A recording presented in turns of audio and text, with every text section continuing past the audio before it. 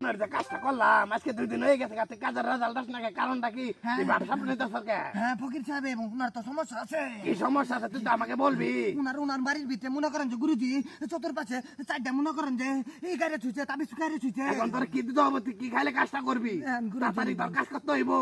গুরুজি মনে করেন যে আমার একটা মনে করেন যে 2 দাঁতের খাসি দিতে হইব একদমে কিনা বাজার থেকে দামাদামি করেন যাবে না। তোর দুইটা খাসি দিতে পারবো না সে গরিব লোক অনেক সে আকতে মিনতি করে আমার কাছে আইছে অনেক জায়গায় ধরা খাইছে তুই ওর কাজটা করে দিবি একটা খাসির মাধ্যমে করে দিতে পারবি তুই। গুরুজি আপনি বললে আমি করতে বাধ্য। 2 ঘন্টার ভিতরে তুই তার কাজ করে দিবি না হলে তোর নদীতে বেড়ে ছাইরে দিব আমি। না গুরুজি এ কাজ করেন না যান কাজ করে দিতে হবে সঠিক কথা বল তাল বাহানা করবি না। না গুরুজি আপনি আমারে বাঁচান।